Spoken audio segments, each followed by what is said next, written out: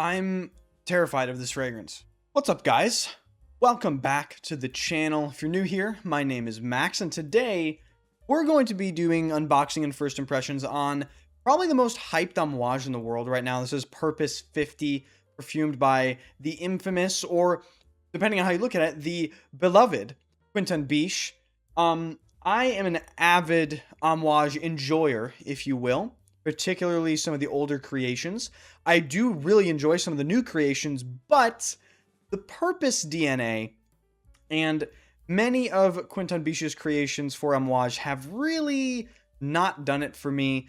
I just don't tend to enjoy what he does with some of the synthetics that he uses. The Akigala wood, of course, he's world famous for. But I did manage to find this bottle of Purpose 50 for what I can only describe to be as a suspiciously good deal. It wasn't suspicious at all. Of course, I've I vetted it. So decided to pick it up. Figured I could just get rid of it if I really, really hate it. So we're going to do first impressions on the fragrance DNA that I've never owned, never really given a lot of time, and we're going to see if I come around to it. So without further ado, if you enjoy the channel, be sure to hit the like button, hit the sub button, and let's take a look at Purpose 50. First of all, obviously the packaging is absolutely gorgeous. This is an exceptional extrait. The packaging is exceptional. Should we read the blurb? Let's read the blurb. So this is, of course, by Quentin Biche, as I mentioned. An unwavering totem of strength and assertiveness. We're not going to read this. Never mind. Okay. So, my understanding from watching a lot of information regarding this perfume is this is basically a smoothed out version of the original Purpose DNA. Wow, that bottle is beautiful. My God. I have to say. But you know what? Right off the bat, I have a complaint. Amouage, this is an exceptional extrait. Where is the medallion? Where's the medallion? I realize what I'm about to say comes off as insignificant, right? Childish, maybe even.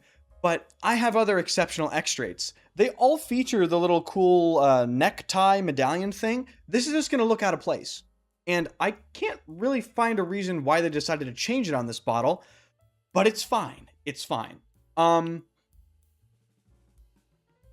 This was basically 99% bought it off of somebody. So I can smell it literally without spraying it. Let's just give it one spray on this here test strip. Of course, I know this scent is notorious for being essentially eternal on skin. And I don't want to spray it on skin right now. I'm just going to be totally honest. However, I do plan on wearing this extensively in the fall and winter. I'm going to give it its time. Let's just see what my first impressions are. I can taste it. I can taste it in the air. I'm not joking at all. It doesn't taste good. Don't do that. That's not good.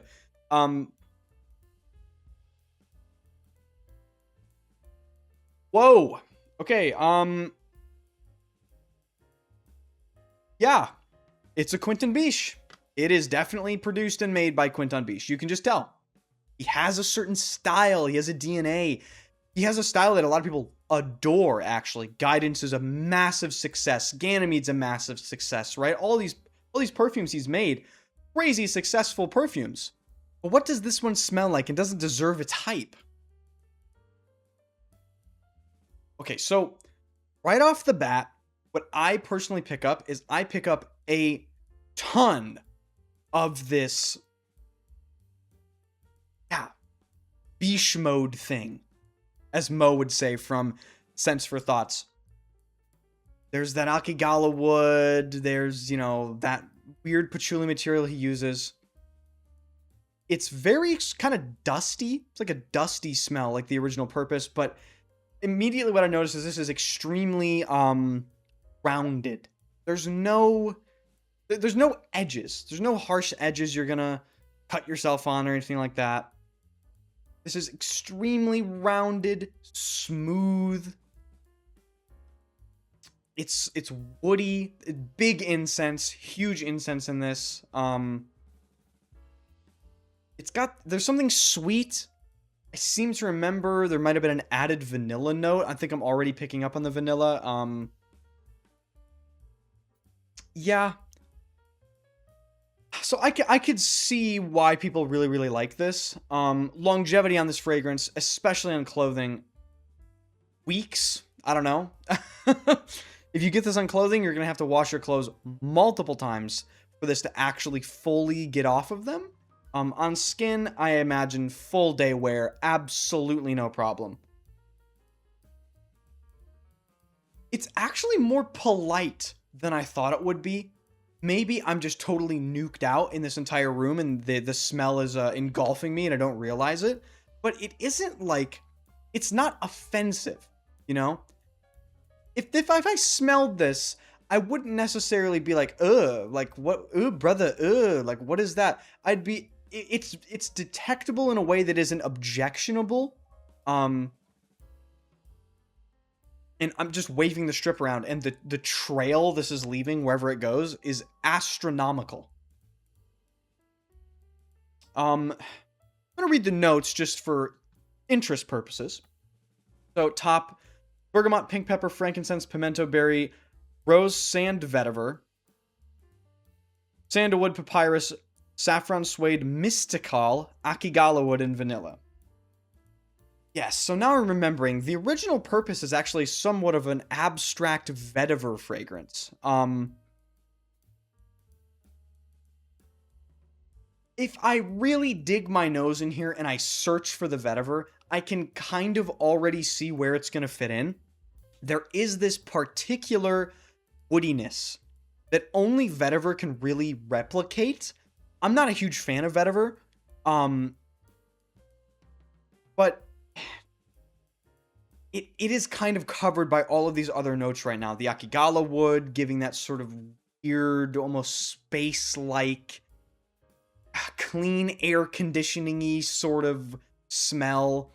The vanilla is very present. The incense is very present. It's dusty. It's heavy. But there is a particular vetiver woodiness. It's sort of like a damp woodiness, if that makes sense. It's not strong. It's not immediately obvious, which is why I didn't initially even say it without reading the notes. But that just sort of sparked my memory, and it reminded me of the original, I guess, Purpose DNA and what this fragrance really is. It's essentially a weird, dusty vetiver incense, basically. But yeah, the more I smell it, the more I kind of understand. You know, I get it. I totally get it. I would describe this as very wearable, approachable, not really an objectionable perfume, aside from its strength and its longevity.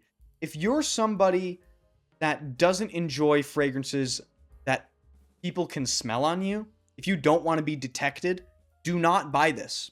I'm just going to tell you straight up. People are going to smell you. Not only people right next to you, people in the next building, the next state. Like, this stuff is no joke.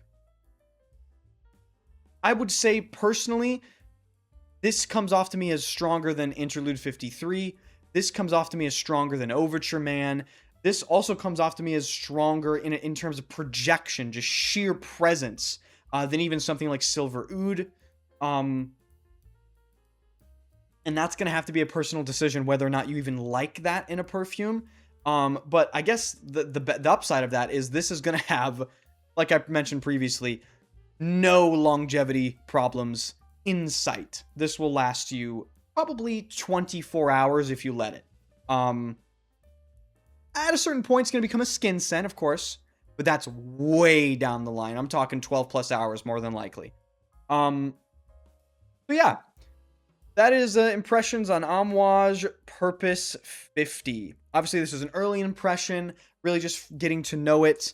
I might try to wear this in objectionable heat. I would not recommend that. For me, this is coming off as something I would wear just purely based off on strength in the wintertime. I'm talking deep cold. That's how strong this is for me. So, gonna get some wears in for the Amouage ranked list coming up here on 5,000 subscribers. So if you enjoy this video, if you want to see me rank my entire Amouage collection of now, I believe, 35 perfumes from Amouage, subscribe to the channel. Let me know what you think about Purpose 50. Let me know what you think about Quentin Biche and his work. Do you think he's improving Amouage by bringing new people in? Or do you think what he's producing is actually tarnishing the brand? Let's start a debate. Let's start a war in the comments section. So discuss that amongst yourselves, and I'll chime in. Appreciate you guys watching, and I'll see you guys in the next video.